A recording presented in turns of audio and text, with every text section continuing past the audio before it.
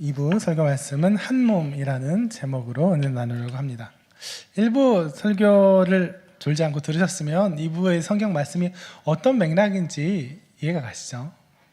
한 몸 되는 사랑, 예수 그리스도께 보여주시는 그 사랑, 예수 그리스도와 교회의 관계가 또 부부 간의 관계에서도 남편과 아내 관계에서도 이렇게 적용된다는 거, 사랑의 확산과 발전 과정에서 바라볼 수 있다는 거 느낌이 오셨으면 좋겠어요. 이 본문은 사실 엠모 전사님이 최근에 결혼을 하시면서 자기가 토요일에 결혼하니까 토요일 기도회 때 바로 그때 토요일 기도회 담당이 저였거든요. 토요일 기도회 때 이 말씀을 꼭 전해달라고, 특히 22절에 아내들이여 자기 남편에게 복종하기를 주께 하듯 하라, 이걸 강조해서 몇 번 읊어달라고 요청하신 그런 본문입니다. 근데 제가 그 전사님을 말렸습니다. 전사님, 이거는 그렇게 쉽게, 아니 그렇게 그런 식으로 사용할 본문이 아니라고. 오히려 이거는 결혼식을 앞둔 전사님이 숨기고 감춰야 될 본문이라고. 이렇게 무시무시한 본문을 새 신부한테 들려주면 안 된다고 제가 말렸습니다. 왜냐하면 이거는 남편들이 종종 아내들을 복종해라고 하는데 사용하는데, 찬찬히 살펴보면 이건 절대 남편한테 유리한 본문이 아니에요. 남편 입장에서는 정말 수지가 안 맞는 본문이에요. 자, 물론 이제 그렇게 뭐 말장난 같은 얘기지만, 그렇게 이제 남편에게 복종하기를 주께 하듯 하라 이렇게 문자적으로 그 요거 부분만 잘라서 해석한다고 했을 때, 그렇게 말하기 시작한다면 남편들에게 상당히 무서운 본문이에요. 자, 아내들이여 남편에게 복종하기를 주께 하듯 하라. 저는요, 제 아내가 제 말을 들어주는 것, 복종까지는 아니더라도 들어주는 거를 그리스도께 하듯 주께 하듯 저에게 한다면 저는 못 참을 것 같아요. 우리는 사실, 제가 엠모 전사님한테 그랬어요. 전사님, 우리 솔직히 예수님 말 잘 안 듣잖아요 라고 얘기했어요. 우리가 하나님께, 예수님께 복종하는 것만큼만 담임 목사님한테 복종하면 우리 어떻게 될까요? 우리 당장 교회 나가게 될 거예요. 우리 아내가 예수님한테 복종하는 것만큼만, 우리가 새벽기도 빼먹고 가끔 믿음과 기도생활 건너뛰고 우리가 순간순간 닥치는 삶의 문제에서 그리스도의 일이 아니라, 그리스도께 내 마음 복종하는 것이 아니라 세상에 내 마음 내어주고 내 육체의 소욕에 내 마음 내어주고 하는 그 정도 복종의 수준만 나한테 복종한다면, 내 말을 들어준다면 못 참을 것 같다고. 얼마나 우리가 자주 하나님 말씀을 어기는데요. 얼마나 자주 예수 그리스도께 복종하지 않는데요.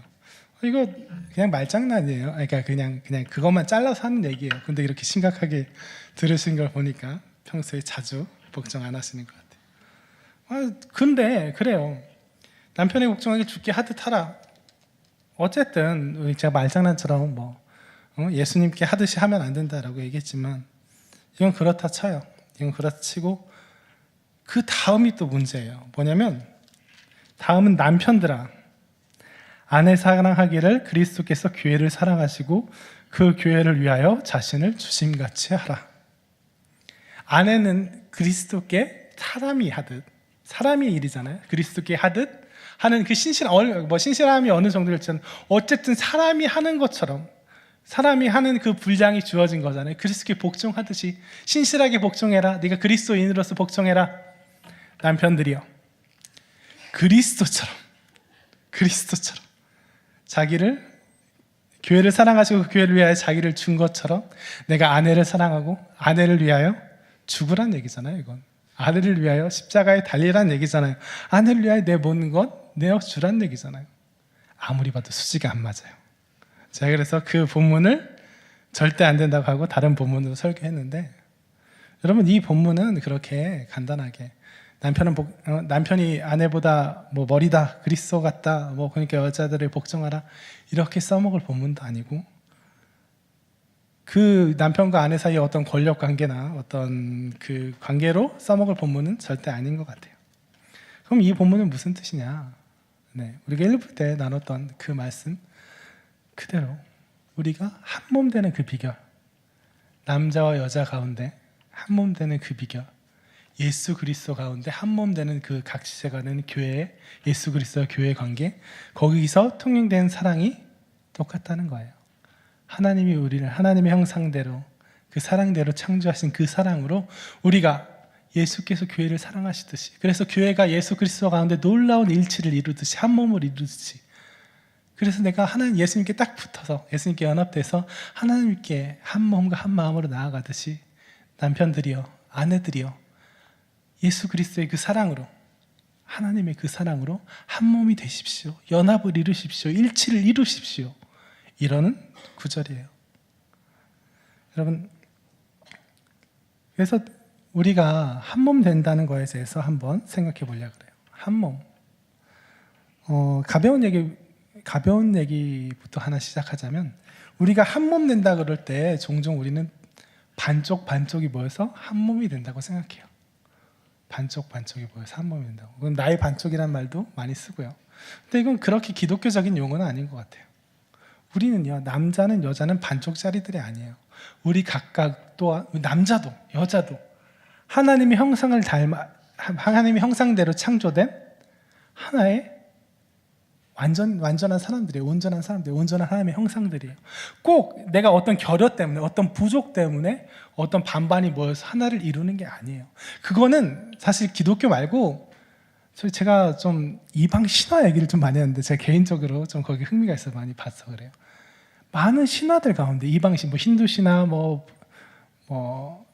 북구 신화, 이런들 가운데 나타난 얘기예요. 뭐냐면 태초의 인간은 완전한 인간이었다. 근데 그 완전한 인간이란 어떤 인간이냐?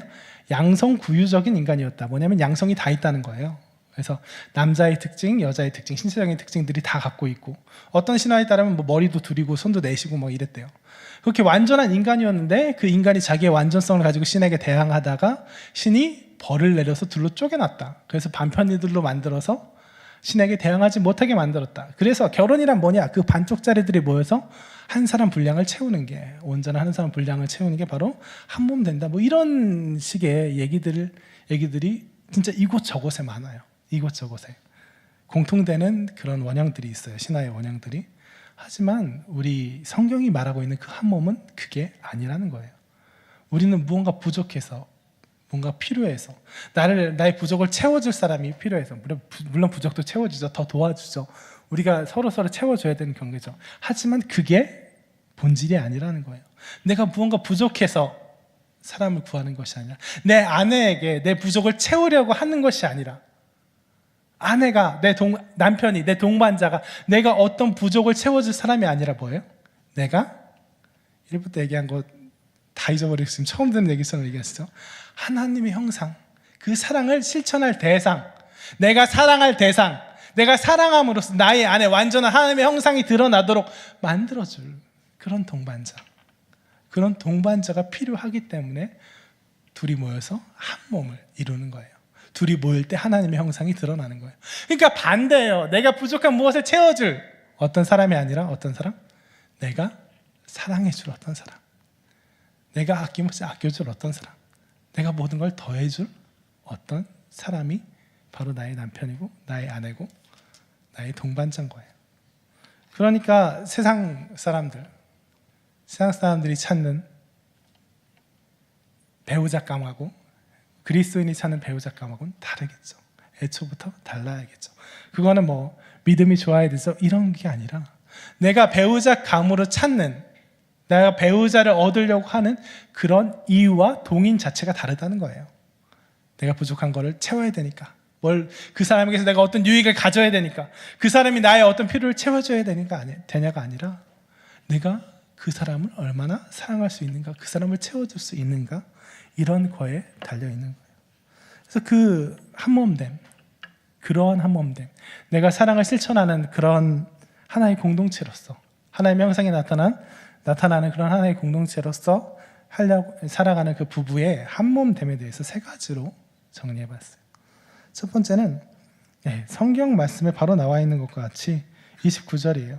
28절부터 하죠. 남편들도 자기 아내 사랑하기를 자기 자신과 같이 할지니 자기 아내를 사랑하는 자는 자기를 사랑하는 것이라. 누구든지 언제나 자기 육체를 미워하지 않고 오직 양육하여 보호하기를 그리스도께서 교회에게 함과 같이 하나니 3절까지 읽읍시다. 우리는 그 몸의 지체임이라. 네, 우리가 결혼을 한다는 거, 부부가 한 몸을 이룬다는 거, 실제적으로 하나가 된다는 거예요. 그거 상대가 곧 내 몸과 같이 된다는 거예요. 상대가 곧 나를 아낀 것 같이 상대를 아끼고, 상대를 아끼는 게 곧 나를 아끼는 게 된다는 거예요. 이거는 저는 제가 참 결혼을 잘했다고 생각하는 사람 중 하나인데, 아내를 잘 얻었다고 생각하는 사람 중 하나인데, 아내가 하는 말 중에 정말 제 마음을 정말 대수롭지 않게 하는 말인데 정말 제 마음을 감동시킨 말, 정말 아내가 사실 뭐 신학적으로 엄청난 공부를 한 건 아님에도 불구하고 바로 이 지점을 정확하게 찌르고 있구나라고 느껴지게 만든 그런 말이 있어요. 뭐냐면, 제가 이제 일단 교육자들이 이제 재정적으로 얼마나 마구마구 풍성하진 않잖아요. 마구마구 풍성하진 않아요. 근데 하필이면 제 아내와 저의 친구들과 친척 중에는 부자가 너무 많아요. 좀 개인적으로 좀 싫어요. 그래서 맨날 들려온 얘기는 그러니까 뭐 저희는 멀쩡하게 잘 살고 있는데 제 친구들도, 아내의 친구들도 와갖고는 측은한 눈빛으로 쳐다보고 뭘 하려고 더 해주고 뭐 해주려 그러고 챙겨주려 그러는데 참 감사해요. 참 감사한데 그런 또 그런 친구들 사는 얘기, 그냥 또 지금 막 신생아를 키우고 있으니까 또 아기들 키우는 얘기. 그래, 엄마들은 아기들 키울 때 더 그 비교에 마음 아파하는 것 같아요. 내가 먹고 내가 자고 하는 건 좀 못해도 상관없는데 내 애한테는 더 많은 걸 해주고 싶은데 못해줄 때 좀 무너지는 것 같은데, 또 같이 아기들 키우다 보니까 뭐 걔는 뭐 해주고 이걸 뭐 페북에서도 보고 카스에서도 보고 막 우리 집 놀러 왔을 때도 보고 걔네 집 놀러 갔을 때도 보고 참 많이 보는 모양인데, 그럴 때마다 전 내심 걱정이 돼요. 사실 저는 상관없어요. 사실 저는 그렇게 뭐 고급스러운 뭔가를 원해 본 적이 한 번도 없어요. 그러니까 사실 목사님이 말씀해 주셔서 좀 생각해 봐야겠다 싶은 거지, 사실 저는 옷을 제 돈으로 사본 적도 없고 제가 골라본 적도 없고요. 뭐 어떤 집이나 어떤 물건이 제 마음에 저 꼭 갖고 싶다고 욕심이 난 적이 없어요. 사실 되게 그냥 무던하게 살았고, 그냥 제가 관심 있는 부분, 제가 뭐 어떤 관심 있고 흥미 있는 부분에만 딱 제 마음이 쏠리지, 다른 거 뭐 옷, 뭐 다른 뭐 좋은 집, 좋은 차, 뭐 좋은 차에 대한 욕심도 전혀 없고, 그렇기 때문에 저는 지금 제가 사는 삶에 되게 만족하고 있어요. 약간 불편할 뿐이지 약간 만족하고 있어요. 근데 되게 걱정되는 게 그거예요. 나는 사명자라고, 나름 사명을 받았다고 하고 있어, 이거 감당하고 있고, 또 교회에서 성도님들이 신경 써주고 배려해 주는 것도 있고, 또 목사님도 신경 써주시고, 참 그래서 여러 가지 지지 기반들이 많은데, 제가 목사의 아들이기도 하고 주변에 또 사역하는 분도 많으니까 보통 보면은 사모들이 참 형극의 가시밭길이에요. 보면은 교회에서 그러니까 사역자 당사자는 오히려 여기저기서 내 마음을 지지할 기반들이 많아요. 위로해 주는 사람도 많고. 그런데 사모님들은 되게 외롭게 그냥 일 감당하면서 이름도 없이 빚도 없이 그렇게 마음 다치는 경우를 참 많이 봐서, 그래서 저도 아내한테 좀 걱정이 많이 됐어요. 하필 또 사는 것도 이쪽에는 친구도 하나도 없고 뭐 없고 막 걱정이 많이 돼서 은근히 이렇게 눈치를 살피게 되더라고요. 눈치를 살피다가 어떻게 물어봤나, 그런 거 보면 뭐 아쉽지 않냐, 이렇게 대놓고는 안 물어봤을 텐데 아무튼 은근히 떠봤어요. 은근히 떠봤는데 제 사모 대답이 바로 그거였어요. 아니 뭐 그런 거 있으면 좋지, 있으면 좋죠, 있으면 좋은데 난 오빠는 결혼한 거고, 응? 난 이렇게 주어진 거고, 나에게 주어진 건 이거고, 그러니까 그냥 이거에 감사하고 이거를 누리며 살면 된다고. 나에게 안 주어진 것 같고 그러고 부러워하고 마음 깎아먹지 않는다고. 그게 되게 좋고 그게 좋아 보이지만 그거 내 거 아니라고, 나에게 주어진 거 아니라고 그렇게 얘기하더라고요. 그 사람이 말했을 땐 좀 더 명확하고 간명하고 좀 뭔가 멋있었는데, 제가 말하니까 되게 구구해지는데, 아무튼 그 말이에요. 내 몸이에요. 내 몸.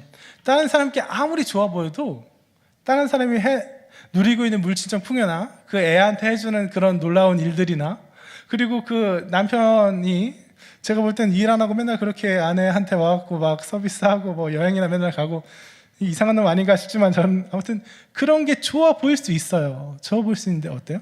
그건 내 거 아니라는 거예요. 내 몸 아니라는 거예요.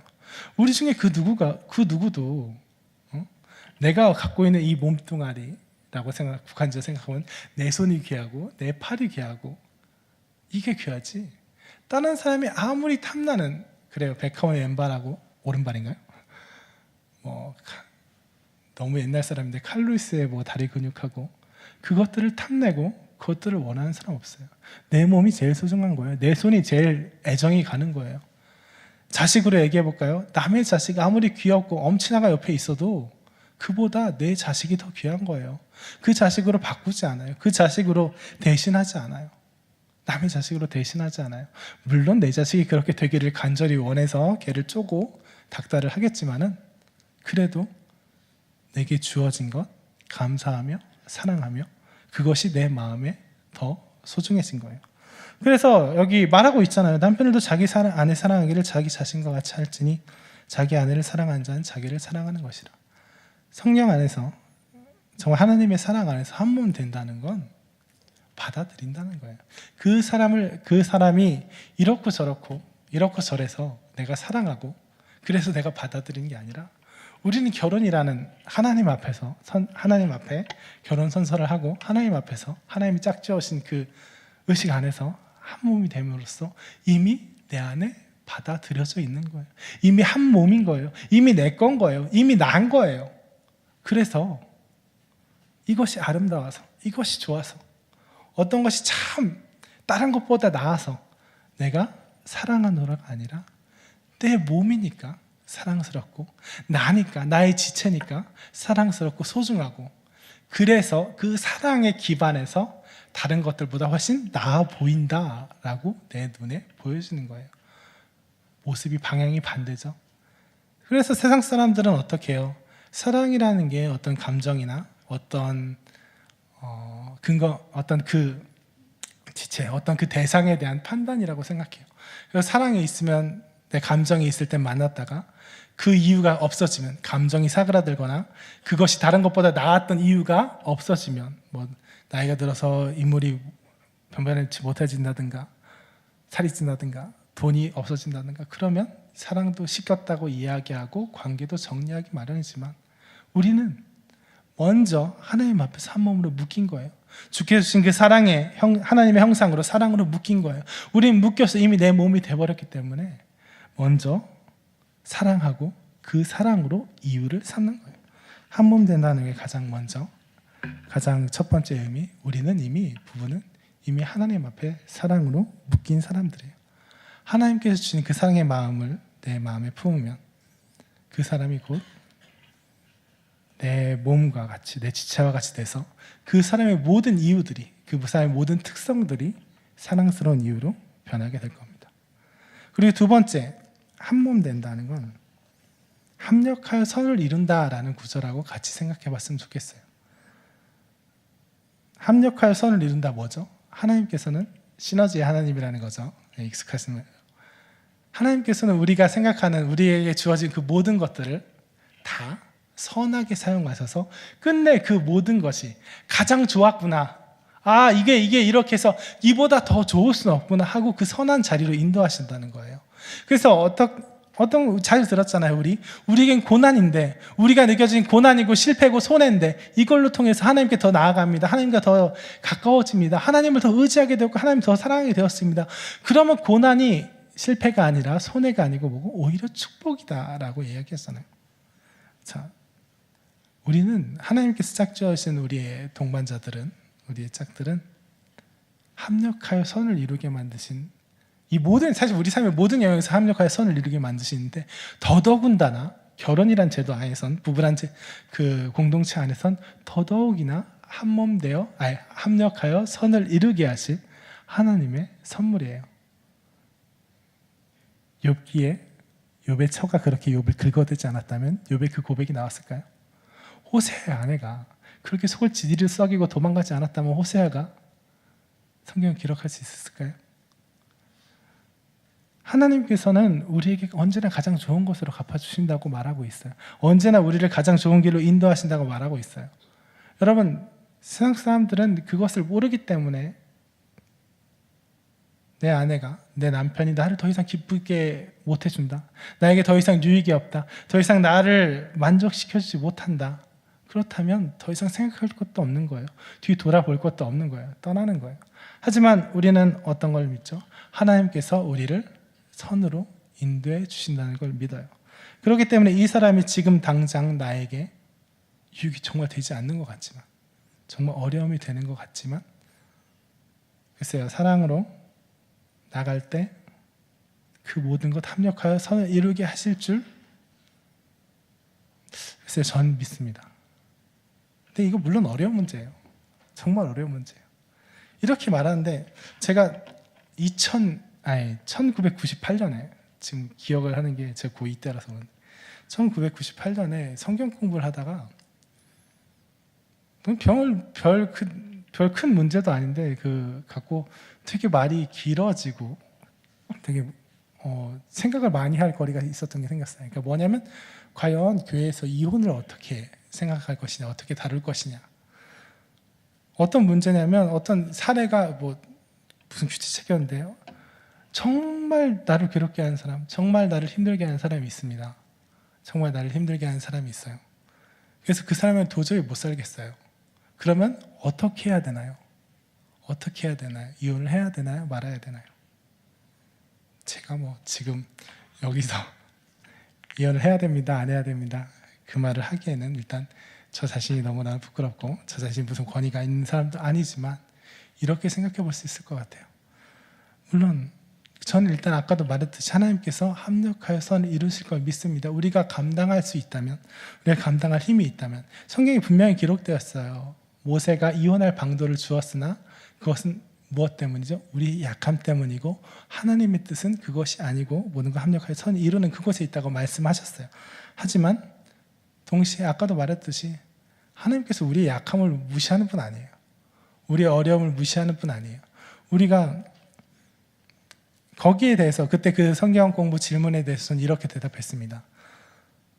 정답을 말하자면 하나님께서 모든 걸 합력하여 선을 이루신다고. 그래요. 믿고 참고 기도하고 그 사람을 위해 기도하고 사랑하면 하나님께서 정말 나를 핍박하는 그 사람을 돌이키시든 어쩌든 정말 좋은 곳으로 인도해 주실 거를 믿는다고 얘기해야 된다고. 그거는 그냥 입 바른 소리가 아니라 분명히 하나님께서 그렇게 하신 일이라고. 하지만 우리가 정말 마음이, 그 사람이 내가 감당할 수준을 뛰어넘어요. 우린 다 연약하고 우린 다 한계가 있어요. 그래서 그 사람이랑 내가 결혼 생활을 유지하는 데 있어서 내가 기도가 안 나와요. 그 사람을 도저히 용납할 수가 없어요. 그 사람을 내가 사랑으로 참고 넘어가면 되겠지, 그렇게 그냥 시간을 들여서 내가 노력할 그런 기회조차 얻지 못하고, 정말 그 사람이 날 치는 그 핍박이 너무나도 강하고, 그 사람이 나의 마음을 괴롭게 하는 게 너무나도 강해서 내가 그 사람을 향해서 도저히 기도가 안 나고, 내가 그 사람을 향해서 저주만 쏟아지고 도저히 그 사람을 내가 용납할 수 없겠다. 그러면 글쎄요, 이혼을 정죄로 하는 것도 일단 어이가 없죠. 아니겠지만, 내가 매일매일 그 사람 옆에 있으면서 그 사람 위해 기도하는 것이 아니라 그 사람을 정죄하고 내 마음속에서 끊임없이 저주하며 죽이고 있다면 그것이 오히려 더 큰 잘못이 아니겠습니까? 하나님께서 나의 이 어려움을, 나의 이 부족함을 하나님께서 인도해 주실 거라고 믿는다라고 얘기해야 되지 않을까, 이런 얘기를 했어요. 그래서 그때는 진짜 뭣도 모르고 그런 얘기 그냥 고등학교 때 그냥 얘기를 한 거지만, 지금도 성경 구절 몇 구절, 그걸 지지해줄 몇 구절, 혹은 거기에 거슬리는 몇 구절, 이것만 생각날 뿐이지 제 입장은, 제 생각은 크게 다르지 않습니다. 그래서 우리가 성경에서도 나왔어요. 성경에서도 그 얘기를 굳이 하자면, 성경에서도 내가 불신자들이 결혼했는데 한 사람이 예수님을 믿었습니다. 그러면 그 사람은 어떻게 해야 됩니까? 그 믿지 않은 사람이 막 이제 핍박하고 교회 못 나가게 하고 이러니까 문제가 되는 거잖아요. 그럼 어떻게 합니까? 성경에서는 너희가 그를 전도하게, 너희를 통해 그들을 변화시킬 줄 누가 알겠느냐? 그런 계획인지 누가 알겠느냐? 그래서 그 사람을 잘 돌이킬 수 있으면 하되, 아니면 그렇지 못하겠더라면, 내가 정 힘들겠다면 거기서 자유하라라고 성경에 분명히 나와 있어요. 마찬가지로 우리가 부부가 한 몸을 이루는 것, 그것은 한 몸을 이뤄서 하나님께서 이어주신 그 관계에서는 분명 하나님의 뜻이 있을 거라고 믿어요. 거기서 믿고 나아가면, 하나님이 주신 능력으로, 사랑으로 믿고 나아가면, 그것이 그 사람의 완악함도, 그 사람이 혹은 핍박도, 그 사람이 나의 마음을 못내 상하게 하는 그런 상처도 하나님께서 다 선으로 이끌어 주실 걸 믿습니다. 저는 그건 분명하다고 생각해요. 하지만 우리가 그런 능력까지, 우리가 그런 힘까지 안 된다면 우리의 약함을 하나님께서 또한 아시고, 하나님께서 우리에게 또한 자유함을 허락해 주시리라고, 하나님께서 우리에게 피할 길을 내시리라고 믿습니다. 또한 마지막으로 한 몸 되는 그 세 번째, 합력하여 선을 이룬다. 이 말에 또 다른 적용으로 생각해 볼 수 있을 것 같아요. 우리가 협력한다는 거예요. 그러니까 하나님께서 합력하여 선을 이루게 하시고, 또 우리들 차원에서는 우리들 부부가 협력해서 주의 사명을 감당하는 것을 얘기하고 싶어요. 하나님께서 우리에게 맡겨진 사명, 믿는 사람들이라면 하나님께서 우리가 주신 사명 잘 혼자보다 부부가 될 때 더 잘 감당할 수 있습니다. 남편이 아내를, 아내가 남편을 서로 도와주고 내조와 외조를 감당할 때 더 잘 감당할 수 있어요. 그리고 혹 내 남편이, 내 아내가 믿지 않는 사람이라고 해서 협력할 방도가 없는 것 아니에요. 하나님께서 우리에게 주신 큰 사역의 터전이 있습니다. 육아라는 큰 사역의 터전이 있어요. 요즘 그 터전이 얼마나 크고 그 사역이 얼마나 중요한지 정말 깨닫고 있는데, 하나님께서 우리에게 에덴 동산에서 범죄한 그 아담과 하와에게 부부로 안 되니까, 부부의 사랑 체험하는 걸로 부족하다 싶으니까 하나님께서 부모의 사랑 더해 주신 것 같다고 제가 말씀드렸죠.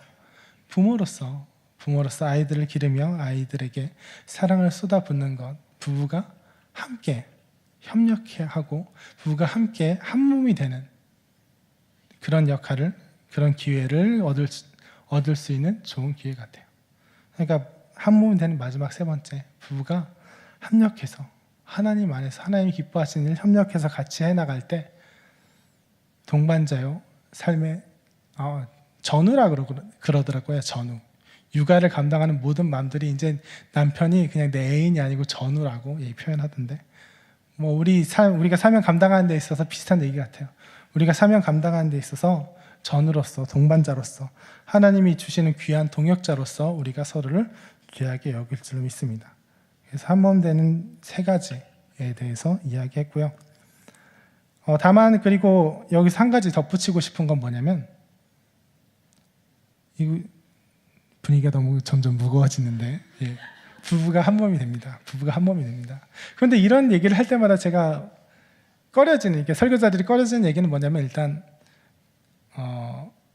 다른 것들, 요새 가정, 부부의 다른 부분들도 있겠지만, 어떤 부부니까 잘 결합을 이루지 화합하지 못하는 결혼들도 있겠지만, 또 한 가지 걸리는 게 뭐냐면, 결혼하지 못하신 분들이 그러면 우리는 뭐란 말인가, 우리는 뭘 감당하고 있단 말인가, 그럼 우리는 난 정말 하나님 잘 믿고 섬기고 있다 그러는데 우리는 하나님 사랑을 실천할 터전이 없는 부족한 2등 교인들인가, 이렇게 생각하실 것 같아서, 그렇게 할 것 같아서 선교사들이 많이 꺼리는데, 그렇게 생각할 것만 아니라는 얘기를 더해드리고 싶어요. 뭐냐면 독신의 은사에 대해서 벌써 무슨인데 독신의 은사에 대해서 말씀드리고 싶은데, 독신의 은사는 종종 뭐냐면 결혼 안 한 노총각 노처녀들을 놀리는 데 사용되죠. 은사는 이렇게 얘기하다가 나 결혼해야 되는데 어쩌고 하는데, 야, 너 독신의 은사가 없는지 한번 생각해보렴, 막 이렇게 하고 놀리는 데 사용되는데, 결코 그렇지 않아요. 하나님께서 우리에게 아내를, 남자 여자가 서로 사랑하라는 귀한 터전으로 제대로 만들어 주셨어요. 하지만 독신의 은사가 뭐예요? 독신의 은사가 남편이 없어도 아내가 없어도 외롭지 않아요. 꿋꿋하게 할 수 있어요. 오히려 일 뭐 더 많이 할 수 있어 좋아요.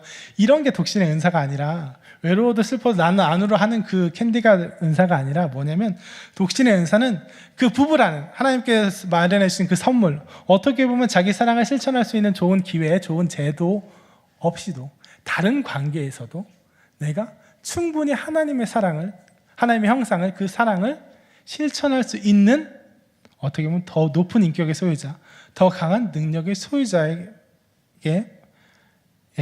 주시는 그것이 바로 독신의 은사인 것 같아요. 성경에서도 과부들, 구제에 힘쓰고 말씀에 힘쓰는 과부들에 대해서 나왔어요. 성경에도 그냥 뭐 멀리 갈 것도 없이 사도 바울도 평생 하나님을 섬기면서 하나님과의 사랑에서, 그 사도의 사역에서 더 큰 사랑을 실천했어요. 그러니까 제가 말한 부부를 강조하고 남자와 여자가 한 몸을 이루는 그 사랑을 강조한다고 해서, 근데 그럼에도 불구하고 내 곁에는 당장 짝이 나타나지 않는다고 해서 좌절하지 마시고 그만큼 더 큰 사랑을 삶 속에서 실천해 나가십시오. 오히려 지금의 이 순간이 내가 결혼해서 일찍 애 낳고 일찍 가정에 충실했을 때 얻는 것도 얻는 게 물론 있지만 얻지 못했을 하나님에 대한 헌신, 주변 사람들에 대한 관심, 정말 내가 사명에 대해서 목숨 바쳐 뛸 시간, 귀중한 시간을 허락받은 걸지도 모릅니다. 아니, 그럴 것입니다. 그럴 것이기 때문에 독신의 은사가 있는 것 같이 의심되는 분들은 너무 낭망하지 마시고 주 안에서 정말 우리 삶의 모든 영역에서 사랑을 실천하며, 사랑으로 꼭 남편이 아니라 내 동역자와 우리 교회 교인들과 한 몸이 되는 그 사랑 실천하도록, 사실 우리 머리 대신 예수 그리스도 가운데 다 한 몸이잖아요. 한 몸 되는 그 사랑을 실천하도록 모든 노력을 경주하시면 하나님께서 그 사람에게 더한 능력, 더한 은혜로 허락하실 수 믿습니다. 이 말씀을 정리하겠습니다. 하나님께서 우리에게 주신 에베소서 말씀, 결코 남편이 아내를 혹은 누가 누구 위에 군림하는데 써먹으라는 그런 이야기가 아니라, 하나님께서 하나님의 형상이신, 하나님의 형상인 사랑으로 우리를 만드셨으니 그 사랑으로 남편은 아내를, 아내는 남편을 사랑하며 한 몸 되는 그 사랑 이루라는 말씀인 줄로 믿습니다.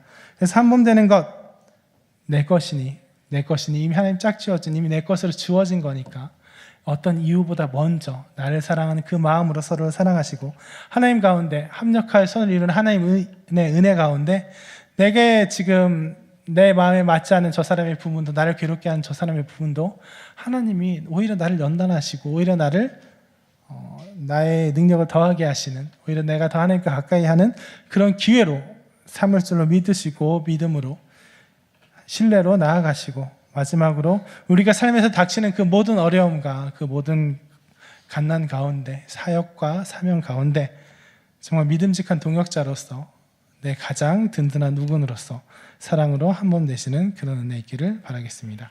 기도하겠습니다.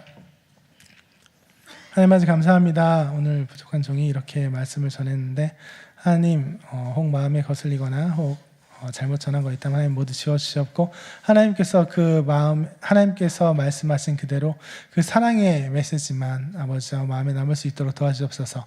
오늘 우리가 이렇게 기도할 때 하나님 정말로 우리들 어려움이 있는 그런 가정이 있다면, 부부 있다면 아버지 모두 깨어지고 녹여지기를 원합니다. 하나님, 우리가 세상의 눈이 아니라 내 부족함을 채워줄 누구를 찾는 것이 아니라 하나님의 그 사랑을 실천한 사람을 찾을 때 아버지 내가 주변의 신랑감 신부감도 많이 보일 줄로 믿습니다. 그러하니 하나님, 저희들 마음속에 그 사랑이 회복될 수 있도록 도와주시고 그 가운데 놀라운 한 몸 되는 사랑을 실천하며 살 수 있도록 도와주옵소서. 예수님의 이름으로 기도드렸습니다. 아멘.